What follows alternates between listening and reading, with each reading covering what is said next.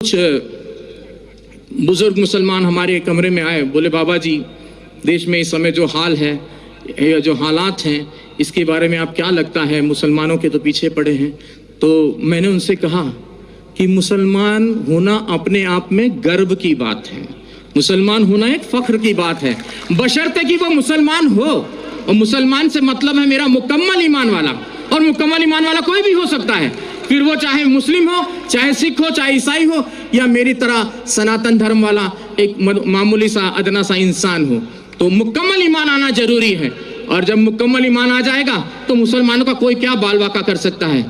कहते हैं कि नूरे हक शमे इलाही को बुझा सकता है कौन, जिसका हामी हो खुदा उसको मिटा सकता है कौन। ना तलवार की धार से, ना गोलियों की बौछार से, रब का बंदा डरता है तो सिर्फ परवरदिगार से, और आपको किसी से डरने की कोई जरूरत नहीं है। एक छोटा सा किस्सा और आपको सुना दूं, कश्मीर की यह सत्य घटना है, हमें हमारे गुरुजी ने सुनाई थी। कहते एक मुसलमान जो सवेरे की नमाज होती है, फजर की शायद मेरे ख्याल से वही होती है, तो वो नमाज के वक्त वो जो है अपने घर से खोमचा बोलते हैं, छोटा सा ऐसा ठेला होता है जिसमें वो छोले और आलू उबाल कर घर से वो ले जाकर बेचते थे। तो बड़े ही अल्लाह के बंदे थे, बहुत ही ईश्वर की इबादत करने वाले बंदे थे।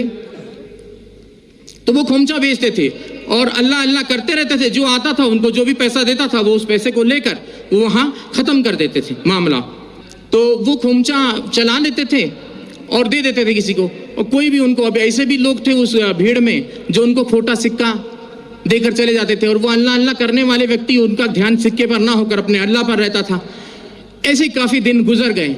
एक दिन वो अपने घर पहुंचे तो उन्होंने अपनी पत्नी से कहा कि भाई आज तुमने हमारे छोले और आलू जो खोमचा बनाती थी वो बनाया नहीं। तो बोले कि आज दुकानदार ने सामान नहीं दिया, सौदा नहीं दिया। बोले क्यों?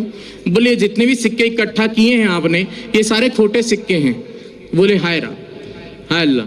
वो वहीं चुपचाप बैठ गए उस ईश्वर की इबादत में कि बोले हे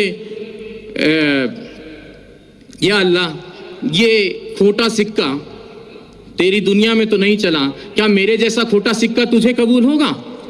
तो उसने उसी वक्त वहां पर एक नूर प्रकट हुआ और आवाज आई कि उस थैली में हाथ डालकर देख। अब जब उसने थैली में हाथ डालकर देखा तो वो सारे खोटे सिक्के सोने की अशर्फियों में तब्दील हो गए थे। तो मुसलमान ऐसा होता है जो किसी खोटे सिक्के को भी हाथ लगा दे तो सोने की अशर्फी में तब्दील कर दे। तो इस चीज का ख्याल रखना चाहिए, मुसलमान को किसी से घबराने की जरूरत नहीं है।